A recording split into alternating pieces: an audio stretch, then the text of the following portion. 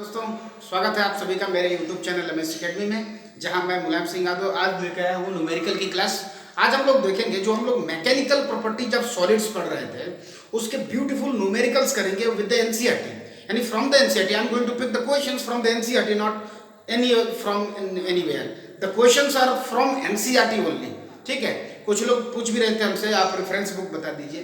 ठीक है, तो आप जो है एनसीईआरटी ले लीजिए। ठीक है, एनसीईआरटी। ठीक है, एनसीईआरटी इज द बेस्ट। आप एनसीईआरटी लीजिए और इसके साथ में कोई एक रेफरेंस बुक जरूर लीजिए। या यदि आप चाहें तो आप प्रदीप ले लीजिए, यदि आप चाहें तो दिनेश ले लीजिए।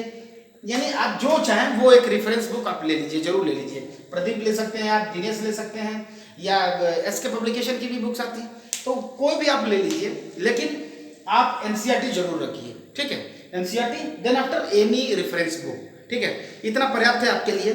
आज का जो सेशन है basically we are going to try the questions from the NCERT only and let's see how the question we can solve। यानी हमने जो पढ़ा है केवल उतने से सारे के सारे क्वेश्चंस बन सकते हैं। जो अपना ये टॉपिक चल रहा था, टॉपिक क्या चल रहा था वो है आपका मैकेनिकल प्रॉपर्टीज ऑफ सॉलिड्स, उससे रिलेटेड क्वेश्चंस। और इसका एक लेक्चर और बनेगा जिसमें हम लोग डिस्कस करेंगे एप्लीकेशन पार्ट को, यानी कि we will talk about the application in the next video.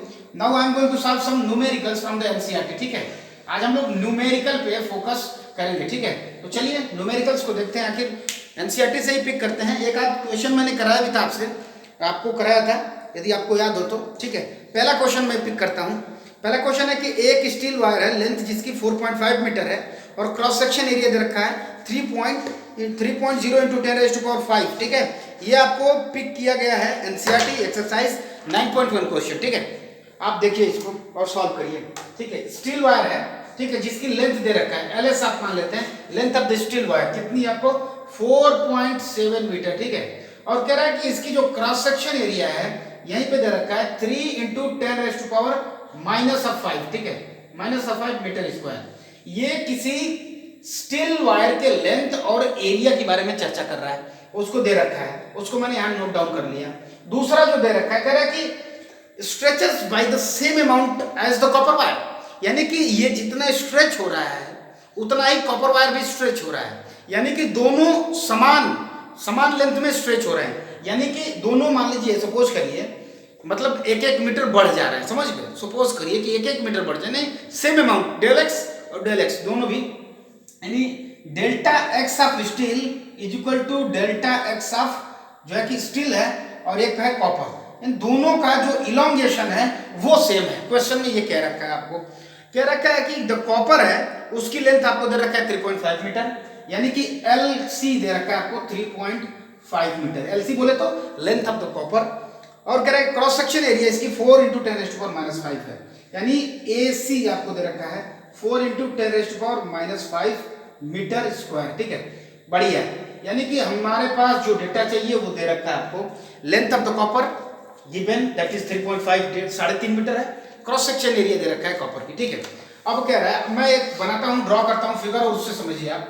Suppose करिए ये अपना स्टील की लेंथ है जिसकी लेंथ आपको 4.5 सेंटीमीटर दे रखा है, 4.7 सेंटीमीटर, और इसकी क्रॉस सेक्शन एरिया भी दे रखा है आपको। सपोज करिए ये एस है। ठीक है, नाउ ऐसा ही एक हमारे पास दूसरा वायर भी है, लेकिन ये कॉपर का है। मटेरियल बदल रहा है, मटेरियल बदलेगा तो उसकी मॉडुलस ऑफ इलास्टिसिटी बदलेगी, उसकी स्ट्रेंथ बदलेगी, इलास्टिक लिमिट बदलेगी, प्रोपोर्शनलिटी लिमिट बदलेगी। समझ रहे हैं, सब कुछ बदल जाएगा मटेरियल बदलने के साथ साथ। इसकी लेंथ अब दे रखा है 3.5 मीटर, यानी इससे छोटा ही है। ठीक है, डेफिनेटली इससे छोटा है क्योंकि इसकी लेंथ दे रखा है आपको 3.5 सेंटीमीटर, 3.5 मीटर ही है। और क्रॉस सेक्शन एरिया की वाइज करें तो क्रॉस सेक्शन एरिया थोड़ा सा ज्यादा है, यानी 4 इंटू 10⁻⁵ मीटर स्क्वायर है, और इसकी है 3.5 इंटू इसकी 3 है केवल। ठीक है, 3 इंटू 10⁻⁵ मीटर स्क्वायर। ठीक है, अब अपन लोग को जो पूछ रहा है वो ये पूछ रहा है कि दोनों की जो यंग्स मॉडुलस ऑफ इलास्टिसिटी है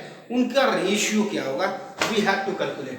अब आप हमको ये बताइए, यंग्स मॉडुलस ऑफ इलास्टिसिटी जिसे हम y से डिनोट करते हैं, यदि हम यंग्स मॉडुलस ऑफ इलास्टिसिटी की बात करें जनरल रूप में, तो y की वैल्यू क्या होती है, stress upon strain, stress upon strain ही होता है, यानी सिग्मा अपॉन स्ट्रेस को, जैसे जब भी डेल्टा एल बाई एल हम लोग लिख देते हैं, डेल्टा एल बाई एल लिख लेते हैं।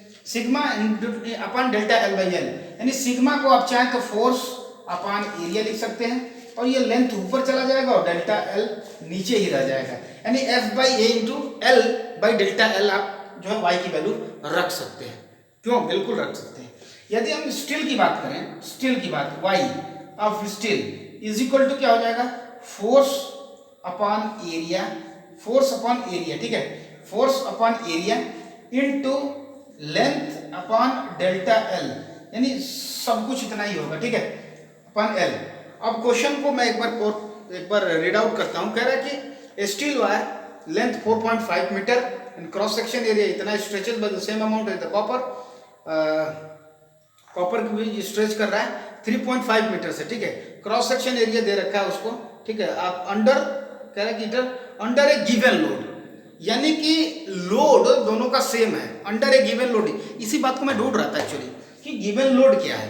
जब दोनों में लोड सेम है, आप बताइए, यानी कि दोनों का फोर्स सेम होगा, दोनों का लोड सेम है, दोनों का फोर्स सेम होगा। कह रहा है कि सेम अमाउंट ऑफ इलॉन्गेशन हो रहा है, यानी डेल्टा एल भी दोनों का क्या होगा, सेम होगा, यानी कि the force and the length ये अब वेरिएबल नहीं है। जो अपना यंग्स मॉडुलस ऑफ इलास्टिसिटी है एफ एस, यानी एफ एस होगा, एफ एस वो हो जाएगा आपको force F S upon A S into L S by delta of L S, ये ऐसा मैं लिखता हूँ, ठीक है। ये किसके लिए है? स्टील के लिए। कॉपर के लिए आप लिखेंगे वाई ऑफ कॉपर क्या हो जाएगा, F of copper upon area of copper into length of copper into delta of length of copper, ठीक है। आप क्या करिए, इक्वेशन नंबर इसको 1 मान लीजिए एंड सपोज करिए आपका इक्वेशन नंबर 2 है, and now get the equation number 1 divided by equation number 2, you will find something like, if मैं यदि यहाँ करता हूँ तो व्हाट यू विल फाइंड, आपको लिखे मिलेगा आपको फोर्स एफ एस। अब देखिए डिवाइड जैसे ही करेंगे ये फोर्स वाला टर्म कट जाएगा, क्यों? क्योंकि आपको पता है कि दोनों को सेम लोड लगाया गया है, मतलब कि फोर्स दोनों बराबर है, एफ एस और एफ सी डिलीट हो जाएंगे, कट जाएंगे, और डेल्टा एल एस और डेल्टा एल सी कट जाएंगे। क्यों? क्योंकि क्या रखा है कि दोनों में सेम अमाउंट ऑफ इलॉन्गेशन हो रहा है, ठीक है। ये दोनों टर्म कट जाएंगे, क्या बचेगा, एल एस ऊपर बचेगा, एल सी नीचे बचेगा, ठीक है। यानी कि यदि मैं y1 या ys अपॉन yc की बात करूं तो बचेगा आपको L S upon L C, as usual L S upon L C into A C upon A S बचेगा, ठीक है, इंटू ए सी, ठीक है, ये ए सी अपॉन ए एस बचेगा। अब आप बताइए, आप लेंथ ऑफ स्टील जानते हैं, लेंथ ऑफ कॉपर जानते हैं, area of cross section of copper पता है आपको, और area of cross section of steel अभी आपको पता है। अब आप यहाँ से YS अपॉन YC बिना किसी के मदद से आप लगा सकते हैं। AS कितना है वो, यदि उसकी मैं बात करूँ तो 4.7 है, 4.7 इंटू एरिया ऑफ कॉपर कितनी है, 4 इंटू 10⁻⁻5 है, 4 इंटू 10⁻⁻5 है, ठीक है, अपॉन LC कितना है, LC कॉपर की लेंथ है 3.5 ही है, और उसकी क्रॉस सेक्शन एरिया जो है, क्रॉस सेक्शन एरिया आप स्टील की चाहिए, दोनों रिवर्स में है ना यहाँ पे, यानी कि इसकी क्रॉस सेक्शन एरिया हो जाएगी 3 इंटू 10⁻⁵, ये कैंसिल आउट कर जाएंगे, ठीक है। अब आप इसको जैसे ही हल करेंगे YS अपॉन YC आपको मिलेगा, ठीक है। आप करिए, कैलकुलेट करिए विद द हेल्प ऑफ, आप करिए इसको, आप जैसे ही करेंगे आपको मिल जाएगा YS अपॉन YC 1.8 के आसपास मिलेगा आपको, ठीक है, 1.8 के आसपास मिलेगा। इसकी कोई यूनिट नहीं होगी क्योंकि ये रेशियो है। यंग्स मॉडुलस ऑफ इलास्टिसिटी की बात करते हैं, उसमें जो पहला टर्म आता है Young's modulus of elasticity of steel and Young's modulus of elasticity of copper के बीच की जो रेशियो होगी वो 1.8 होगी, ठीक है। ये पूरा क्वेश्चन पूछ रहा था एनसीईआरटी क्वेश्चन नंबर 1, मैं बताया भी था। इस समय एनसीईआरटी के सारे क्वेश्चन आपको बताने की ताकत है, आपने इतना जो है आप कर चुके हैं कि you can solve each and every question from the NCERT, ठीक है। Hope you are comfortable. If someone wants take the snapshot, ठीक है, स्क्रीनशॉट ले लीजिए, आप नोट कर लीजिए, ठीक है। चलिए दूसरे क्वेश्चन की तरफ मैं बढ़ता हूँ आगे। कह रखा है कि show the strain strain curve of a given material. अच्छा, एक फिगर दे रखा है, ठीक है, ये फिगर है आपका, मैं फिगर बनाता भी हूँ, ठीक है। आप एनसीईआरटी देखिए क्वेश्चन नंबर 2 9.2 कह रहा है कि show the strain strain curve for a given material, what are the Young's modulus and approx yield stress for the material, ठीक है। यानी यंग्स मॉडुलस पूछ रखा है और मटेरियल का स्ट्रेस भी मतलब पूछ रखा है आपको कि उसकी स्ट्रेंथ क्या है, कहाँ तक वो जब इलास्टिक लिमिट एक्चुअली मैं कहता हूँ तो वो इलास्टिक लिमिट की बात कर रहा है वो, कि कहाँ तक वो विथस्टैंड कर सकता है। उसके बाद वो वियर एंड टियर आ जाएंगे उसमें, ठीक है, परमानेंट डिफॉर्मेशन आने लगेगा। तो आपको ग्राफ दे रखा है, ग्राफ को रीड आउट करिए। वाई एक्सिस पे जो है क्या दे रखा है, स्ट्रेस दे रखा है, और एक्स एक्सिस पे स्ट्रेन, यानी कि ये एसएस कर्व की बात कर रहा है। एसएस कर्व बोले तो स्ट्रेन स्ट्रेस कर्व। अब आपको पता है कि स्ट्रेन स्ट्रेस कर्व में प्रोपोर्शनलिटी लिमिट तक हुक्स लॉ फॉलो होता है, और इलास्टिक लिमिट तक जो भी ऑब्जेक्ट है वो अपनी पुनः प्रीवियस ओरिजिनल पोजीशन को रीगेन कर सकता है। आपको भी पता है, हर एक को पता है। चलिए अभी मैं स्ट्रेस स्ट्रेन कर्व जो दे रखा है, यदि उसको ड्रॉ करने का प्रयास करूं तो कुछ इस प्रकार से दे रखा है, ठीक है, ठीक है, ये दे रखा है, और इसमें जो है कि ये सब ड्रॉ कर रखा है। आप एनसीईआरटी देखिए, आपको बिल्कुल बढ़िया से समझ में आएगा। ये 50, ये हो जाएगा 100, ये 150, ये 200, ठीक है, ये 250 ऐसे करके, और ये दे रखा है आपको ये 300 के आसपास दे रखा है, ठीक है। अब देखिए जो 150 वाला है, ये 150 वाला यहाँ से एक लाइन जो है नीचे की तरफ जा रही है, ठीक है, ये ड्रॉ करना ज़्यादा ही जरूरी था, ठीक है। यहाँ से बीच में यहाँ जा रही है, ठीक है, एक यहाँ और एक यहाँ जा रही है, ठीक है। ये इसकी जो स्ट्रेस दे रखा है 0.002 दे रखा है स्ट्रेस, और यहाँ पे ये 0.001, 0.002, ये हो जाएगी 0.003, और इसकी दे रखा है 0.004। ये आपको न्यूटन इंटू 10⁻⁴ कितना इसका मल्टीप्लायर है, 10⁻⁶ है इसका मल्टीप्लायर, न्यूटन मीटर स्क्वायर। ये स्ट्रेस की वैल्यू दे रखा है, स्ट्रेस है। वाई एक्सिस पे आपकी स्ट्रेस दे रखा है, एक्स एक्सिस पर उसने स्ट्रेन दे रखा है, यानी कि कितना स्ट्रेस लगाने पर कितना स्ट्रेन हो रहा है। यानी कि 50, यदि देखिए 150 into 10⁻⁶ newton metre square stress लगाने पे जो है 0.002 स्ट्रेन डेवलप हो रहा है, यानी डेल्टा एक्स बाई एल की वैल्यू दे रखा है यहाँ पे, और यहाँ पे फोर्स अपॉन एरिया की वैल्यू दे रखा है। आपसे पूछ रहा है कि आप बताइए क्या यंग्स मॉडुलस ऑफ इलास्टिसिटी बता दीजिए। यंग्स मॉडुलस ऑफ इलास्टिसिटी क्या होता है आप बताइए। वाई की वैल्यू क्या होती है, stress upon strain, everybody knows this point, stress upon strain, यानी कि जो मॉडुलस ऑफ इलास्टिसिटी होता है वो हमेशा स्ट्रेन और स्ट्रेन के बीच की रेशियो होती है। अभी यंग्स मॉडुलस ऑफ इलास्टिसिटी की बात करें तो वो लॉन्गिट्यूडनल स्ट्रेस और लॉन्गिट्यूडनल स्ट्रेस का रेशियो होगा, वहां यही दे रखा है। अब यदि मैं इस पॉइंट को पिक करूं, यहाँ पे देखिए, तो हमको स्ट्रेस पता है, हमको स्ट्रेन भी पता है। स्ट्रेस कितना है 150, यानी 150 इंटू 10⁻⁴ कितना 6 newton metre square is the stress, and strain is 0.002, इतना है 0.002। जैसे ही आप इसको सॉल्व करेंगे you will get some point, और वो जो आपको मिलेगा वो क्या होगा, वो आपको स्ट्रेस बताएगा, और वो यंग्स मॉडुलस ऑफ 7.5 इंटू 10⁻⁻10 कितना रहा 7.5, यानी 7.5 इंटू 10⁻⁻10। यहाँ से देखिए ये जो 3 है, ये 3 यहाँ आ जाएगा, एक यहाँ है 4, तो 10 हो जाएगा, और ये 15 में जब भाग देंगे 2 में तो 7.5 आता है, ठीक है। तो ये आ जाएगा इतना newton metre square. This is the value of Young's modulus of elasticity, and I have calculated it with the help of the graph given in the question number 9.2 from the NCERT, ठीक है। NCERT के 9.2 question से हमने इसको pick किया। अब बताइए ये मैक्सिमम कितना जा रहा है, देखिए यहाँ के बाद ये टूट जाएगा ना, तो मैक्सिमम इसकी विथस्टैंड कैपेसिटी जो है 300 इंटू 10⁻⁶ न्यूटन मीटर स्क्वायर है। उसके बाद उसमें फ्रैक्चर आना शुरू हो जाएंगे, अप्रॉक्सीमेटली ग्राफ से हम अंदाजा लगा रहे हैं, ठीक है, ये चीज है। तो एनसीईआरटी से 9.2 क्वेश्चन का सॉल्यूशन है। Hope you are comfortable with the question and solution and the way I have presented it, ठीक है। If still you have any doubt just let me know, ठीक है। आप जरूर हमें बताएं कि आपको कोई पॉइंट है जो आपको समझ में नहीं आया। अच्छा एक चीज और, यंग्स मॉडुलस ऑफ इलास्टिसिटी कोई जरूरी नहीं है कि आप यहीं से निकालें, आप एक्चुअली इस पॉइंट को यहां से भी निकालेंगे ना तो उतना ही आएगा। देखिए 300 इसका 2 गुना हो गया और स्ट्रेन इसका 2 गुना हो गया, तो obviously it has to come by that only, उतना ही आएगा। स्ट्रेस 300 अपन इतना करेंगे ना तो भी आपको यंग्स मॉडुलस ऑफ इलास्टिसिटी उतना ही आएगा, I assure you. So hope you are comfortable with the solution, ठीक है। तीसरे क्वेश्चन की तरफ यदि बढ़े हम 9.3 क्वेश्चन, तो यदि आपने प्रीवियस वीडियो फॉलो की है तो इस क्वेश्चन का मैं विथ सॉल्यूशन आपको जो है बता चुका हूं आपको, ठीक है। I have given the solution, जिसमें 2 ग्राफ दे रखे हैं ए और बी, और ए और बी में से आपको बताना है कि किसका जो है यंग्स मॉडुलस ऑफ इलास्टिसिटी ज्यादा होगा और फ्रैक्चर पॉइंट की हम बात कर रहे थे, तो उसमें ये भी पॉइंट डिस्कस किया था कि कौन जल्दी फ्रैक्चर हो जाएगा, यानी स्ट्रेंथ किसकी ज़्यादा है, इस पे भी फोकस किया गया था। ठीक है, तो तीसरे पॉइंट को हम लोग कवर कर चुके हैं। चौथा पॉइंट के बारे में डिस्कस करते हैं, केवल थ्योरेटिकल है। देखिए क्या कह रहा है, read the following two statements below carefully and state the reason if it is true or false. यदि आपको बताना है कौन सा सही है और कौन गलत है, और क्यों सही है और क्यों गलत है, इसका एक्सप्लेनेशन भी आपको देना है। तो चलिए क्वेश्चन सुनते हैं। पहला क्वेश्चन कह रहा है कि Young's modulus of rubber is greater than that of steel.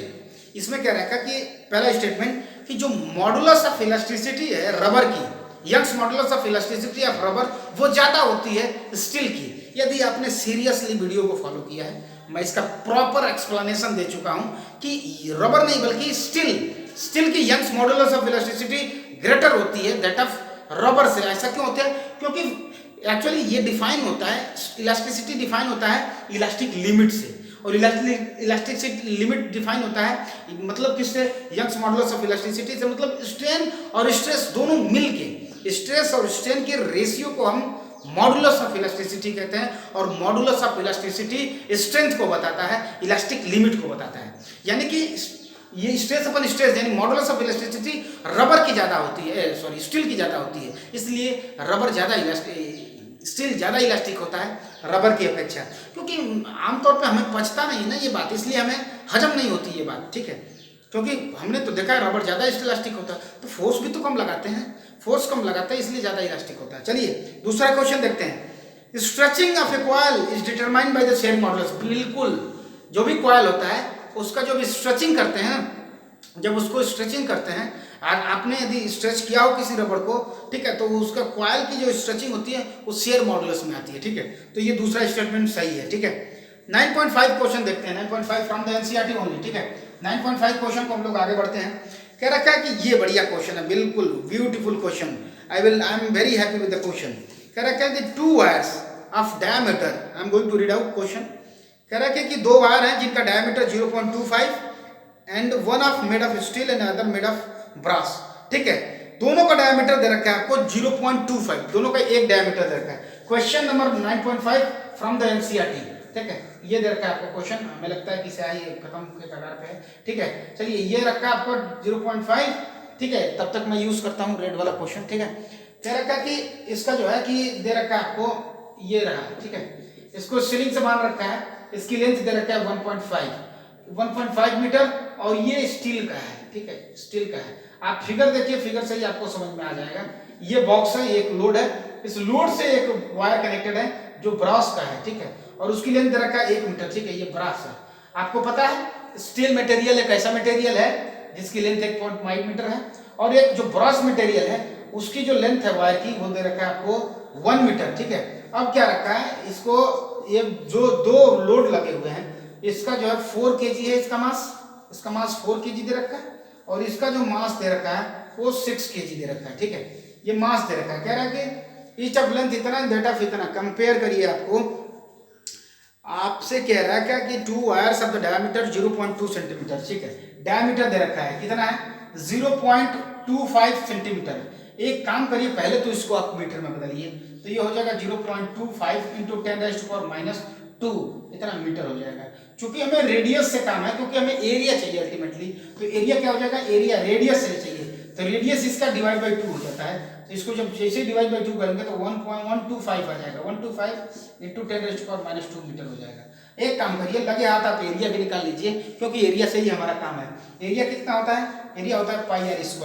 अब आपको पाई की वैल्यू पता है 3.164, और ठीक है रेडियस आपको पता है, ये रेडियस है। ठीक है, 0.125 इंटू 10⁻² मीटर। ठीक है, वहां से आप एरिया भी कैलकुलेट कर सकते हैं, आप कर लीजिए। ठीक है, एरिया हमने मान लिया, आप कैलकुलेट कर लिए। अब आप समझिए एक पॉइंट जो बिल्कुल समझने का है यहाँ पे, कि ये जो फोर्स है 6 kg का, ये फोर्स इस स्टील वायर पे एक स्ट्रेस डेवलप करेगा, और इस स्टील वायर पे भी डेवलप करेगा, और ब्रास वायर पे भी डेवलप करेगा।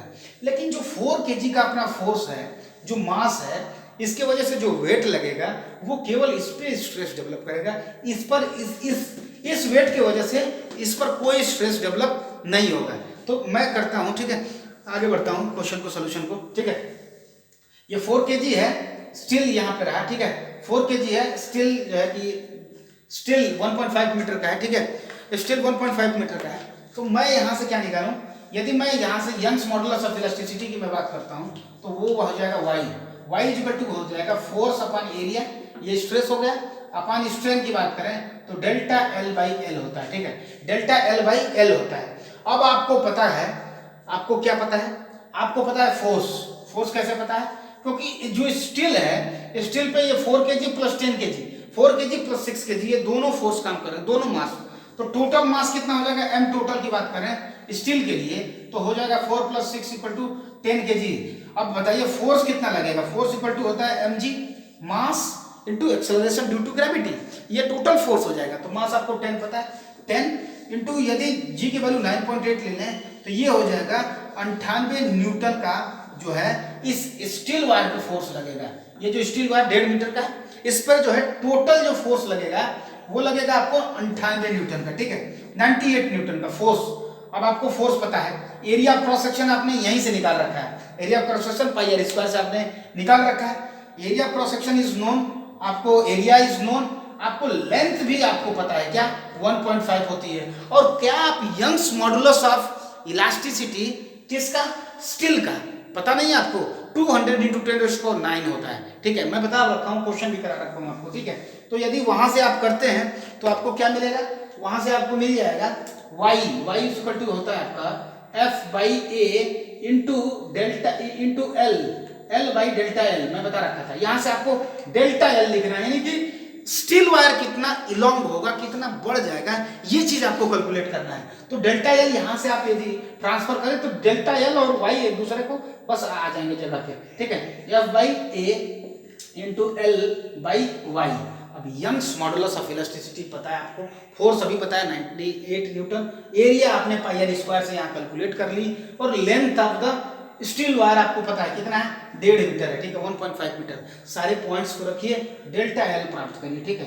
तो डेल्टा L यदि मैं देखूं डायरेक्टली कि कितना आएगा, उसकी यदि बात करें कि इसको सॉल्व करने पे जो टोटल वैल्यू आपको मिलेगी वो कितने मिलेगी, तो वो होगी आपको डेल्टा L की वैल्यू होगी 1.49, करीब करीब 1.5 इंटू 10⁻⁴, यानी 1.49 इंटू 10⁻⁴, ये है आपके, क्योंकि mm में है, ठीक है, कितने में है, ये मीटर में, ठीक है, ये मीटर में है, ठीक है, इतना मीटर, यानी कि करीब करीब कितना हो गया, ये 1.5 कर सकते हैं, 1.49 अप्रोक्सीमेटली 1.5, 1.5, ठीक है, 1.5 इंटू 10⁻⁴ मीटर के आसपास जो है ये डेल्टा L की वैल्यू है। यानी कि कितना चेंज हो रहा है लेंथ में, स्टील वायर कितना बढ़ रहा है, वो है आपके वैल्यू इतना, करीब करीब इतना उसमें बढ़ रहा है। वो 1 मीटर का है लेकिन वो कितना कम लेंथ बढ़ रहा है।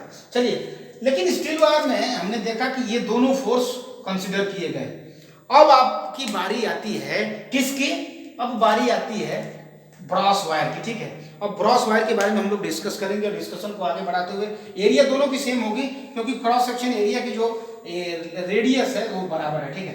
अब ब्रॉस की चर्चा करेंगे, लेकिन बस बात आपको समझने की ये है कि जो ब्रॉस वायर है उस पर केवल और केवल इस ये जो वेट है 6 kg, तो 6 kg की वजह से जो फोर्स लगेगा, फोर्स इक्वल टू mg आपको पता है, m 6 है, g की वैल्यू 9.8 है, यानी 6 8 जा 48 और 6 9 जा 54 प्लस 4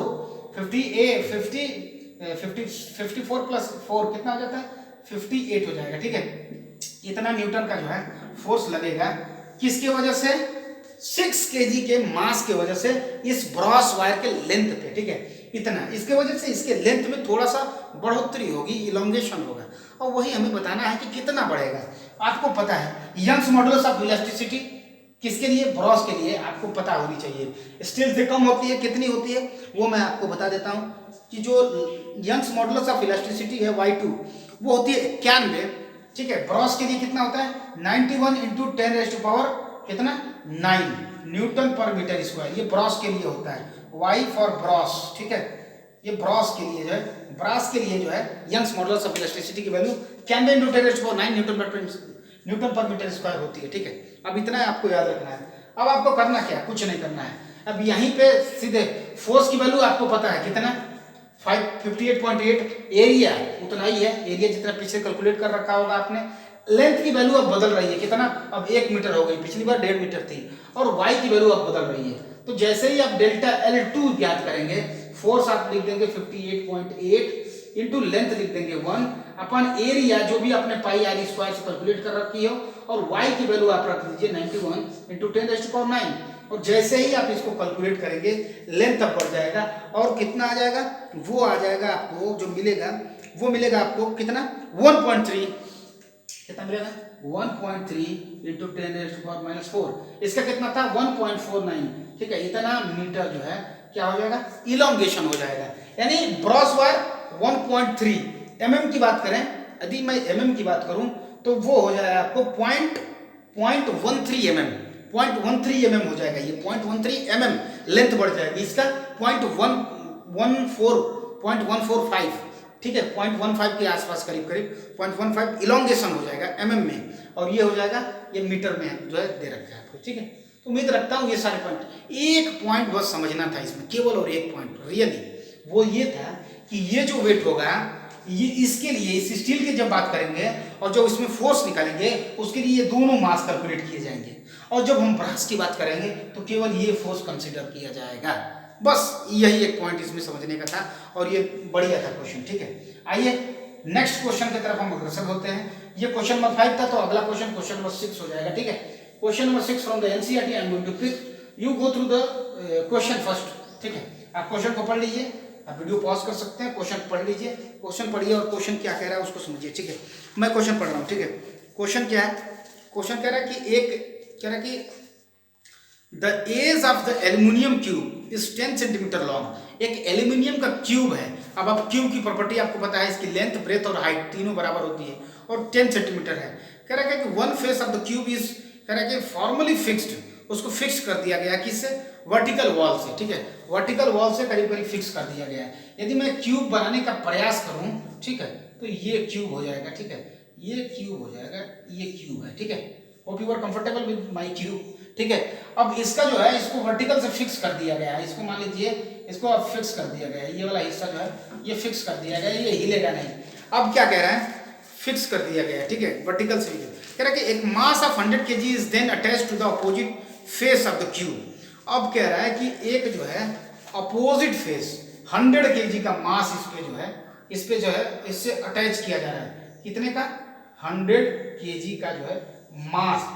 ये मास है, याद रखिएगा, मास और वेट अलग अलग होता है। मास एक स्केलर क्वांटिटी है और जो वेट होता है, मास वेट जो है, वेट को ही हम लोग फोर्स कैलकुलेट करते हैं, वो मास इंटू जी के बराबर होता है। यानी कि इसका अगर जी की वैल्यू 10 ले लें तो ये 100 न्यूटन हो जाएगा, यहाँ पे जो फोर्स लग रहा है उस पर नीचे की तरफ, यदि जी की वैल्यू हम 10 ले लेते हैं। कह रहा है कि अपोजिट साइड में लग गया है क्यूब के। कह रहा है कि the shear modulus of aluminium 25 जी यानी 25 गीगा पास्कल दिया है, यानी जो है शियर मॉडुलस जिसे ईटा से डिनोट करते हैं, मैंने जी बताया था आपको, जी से भी डिनोट करते हैं, ठीक है, वो दे रखा है आपको कितना 25 पास्कल, लेकिन गीगा पास्कल है, यानी 10⁹ इतना पास्कल, पास्कल को ही न्यूटन पर मीटर स्क्वायर बोलते हैं। ये जी दे रखा है आपको। कह रहा है कि what is the vertical deflection of the face, ठीक है, what is the vertical deflection of this face, यानी वर्टिकल डिफ्लेक्शन आपको बताना है कि वर्टिकल डिफ्लेक्शन क्या होगा, ठीक है, वर्टिकल डिफ्लेक्शन क्या होगा वो आपको बताना है, ठीक है। तो वर्टिकल डिफ्लेक्शन के लिए आपको पता है, वर्टिकल डिफ्लेक्शन की बात करें वो डेल्टा एक्स की बात कर रहा है, और डेल्टा एक्स मैंने बताया था tan थीटा इक्वल टू क्या होता है, tan थीटा इक्वल टू होता है delta x by L. Length तो आपको पता है कितना है, लेंथ आपको पता है 10 सेंटीमीटर है ना, आई थिंक 10 सेंटीमीटर, जी 10 सेंटीमीटर बोले तो 0.1 मीटर, ठीक है। ये आपको लेंथ पता है, किसकी लेंथ पता है आपको, एल की वैल्यू पता है, tan थीटा आपको नहीं पता है, डेल्टा एक्स आपको नहीं पता है। चलिए, लेकिन आपको फोर्स पता है, एरिया पता है, एरिया कितना हो जाएगा, एरिया हो जाएगा लेंथ इंटू लेंथ, यानी क्यूब है ना, इसकी एरिया कितनी हो जाएगी, एरिया हो जाएगी लेंथ स्क्वायर हो जाएगी, यानी 10 सेंटीमीटर स्क्वायर, मतलब कि ये 100 सेंटीमीटर स्क्वायर, यानी कि 0.01 ये मीटर स्क्वायर हो जाएगी, ठीक है। 10⁴ से डिवाइड कर देंगे तो 0.01 मीटर स्क्वायर आपको एरिया मिल गई। अब आपको एरिया मिल गई, आपको फोर्स मिल ही गया है कितना 1000 न्यूटन के आसपास, या 980 न्यूटन, यदि 9.8 ले लेंगे तो 980 न्यूटन आ जाएगा। एरिया है, फोर्स आपको पता है, एरिया पता है, एल पता है कितना, एल पता है आपको 1 मीटर, 1.1 मीटर, और डेल्टा एक्स की वैल्यू आपको कैलकुलेट करना है, वाई भी पता है आपको, Young's modulus, bulk modulus of, sorry shear modulus of elasticity पता है, तो मैं वहीं से कैलकुलेट करने का प्रयास करता हूँ, ठीक है। यदि मैं इसको हटाऊँ, ठीक है, तो what you are going to get is very simple and easy. Let's see how easily you can do this, ठीक है। तो जी जो जी की वैल्यू होती है, जी की वैल्यू स्ट्रेस अपॉन स्ट्रेन होता है, आपको पता है स्ट्रेस अपॉन स्ट्रेन ही जी की वैल्यू होती है। अब आपको पता है stress upon strain G is equal to force upon area, और स्ट्रेन की वैल्यू होती है delta x by L. Shear strain की बात कर रहे हैं, ये शेयर स्ट्रेस की बात कर रहे हैं, ये यंग्स मॉडुलस ऑफ ये मॉडुलस ऑफ रिजिडिटी की बात कर रहे हैं। अब यहाँ से हमको डेल्टा एक्स को सब्जेक्ट करना है, तो delta x is equal to force upon area into ये लेंथ ऊपर हो जाएगा और ये जी नीचे हो जाएगा। इसमें से क्या कोई ऐसा टर्म है जो आप न जानते हो? फोर्स 980 या 1000 न्यूटन, एरिया आप कैलकुलेट कर चुके हैं 0.01 मीटर स्क्वायर, लेंथ 1 मीटर दे रखा था क्या? नहीं, 0.1 मीटर आ रहा था, 0.1 मीटर, और जी की वैल्यू जो है 25 गीगापास्कल दे रखा है। आप सारे को कैलकुलेट करिए और डेल्टा एक्स की आप बात हमको खुद बताइए कि डेल्टा एक्स की वैल्यू जो है कितनी आ रही है। जैसे ही आप कैलकुलेट करेंगे, ठीक है, 9.8 जो है यदि जी की वैल्यू रखते हैं और ये सारे पॉइंट्स को कैलकुलेट करते हैं, तो आपको जो मिलेगा वो क्या मिलेगा वो मैं बता रहा हूँ। 4 × 10⁻⁻7 मीटर, ठीक है, 4 × 10⁻⁻7 मीटर मिलेगा आपको। इतने जो है, इतना जो लेंथ है, इतना जो है लेंथ शिफ्ट कर जाएगा वर्टिकल से, यानी कि इतना शिफ्ट कर जाएगा वर्टिकल से, ठीक है, वर्टिकल से इतना जो है शिफ्ट कर जाएगा। मैं जो एक्चुअली क्या है, ये फिगर आपको समझ में इसलिए नहीं आ रहा होगा क्योंकि मैंने फिगर ही कुछ ऐसा बना रखा था कि जो आप समझने में थोड़ी सी दिक्कत आ सकती थी। मैं फिगर को फिर से बनाता हूँ, ठीक है। उसने कहा रखा था कि वर्टिकल से हम लोग इसको फिक्स कर रहे हैं, यानी कि ये वाली एज को उसने फिक्स कर रखा था, और इस पर जब फोर्स लगाएगा, जैसे ही इस पर फोर्स लगाएगा ये वाली एज नीचे आएगी, ठीक है, ये नीचे आएगी तो वर्टिकल के साथ एक शिफ्टिंग होगी और इस तरह से एक एंगल बनेगा, और यही एंगल आपको बताना था कि वर्टिकल से कितना शिफ्ट हो रहा है। तो मैंने tan थीटा मान रखा था, tan theta equal to theta upon x, del x upon L होता है, ठीक है। सिंपली आप शियर मॉडुलस ऑफ इलास्टिसिटी के फॉर्मूले में रखिए, उत्तर पाइए, ये चीज था। आगे के क्वेश्चन आप बिल्कुल कर सकते हैं, ये 4 आइडेंटिकल वाले जो कॉलम वाला है उस पर जो है बाई 4 करके स्ट्रेस आप निकाल लेंगे, स्ट्रेस अपॉन स्ट्रेन जो है मॉडुलस ऑफ इलास्टिसिटी होता है। सारे क्वेश्चन आप एनसीईआरटी के बना सकते हैं, कोई डाउट होता है तो आप बताइए। मैंने आपको एक मोमेंटम देने के लिए आज जो है न्यूमेरिकल की क्लास रखी थी ताकि आपको एक शुरुआत मिल जाए, ठीक है। यदि still if you have any doubt आप कमेंट करिए कि ये वाले क्वेश्चन में मुझे डाउट हो रहा है, definitely I will help you out with the solution and with the explanation as well. MS academy में आप सभी लोगों का स्वागत है, कमेंट बॉक्स में आप सभी लोगों का स्वागत है। आप अपने एंड से आपको ये करना है कि वीडियो आपको शेयर करनी है, ज़्यादा से ज़्यादा लोगों को ये वीडियो पहुंच सके। आप इस बात की जो है कि हमेशा प्रयास करते रहिए कि जो वीडियो आप देखते हैं उस वीडियो को आप शेयर जरूर करें, ठीक है। So please do share, subscribe the channel if still you are not my subscriber, and please press the bell icon. Thank you very much, thank you.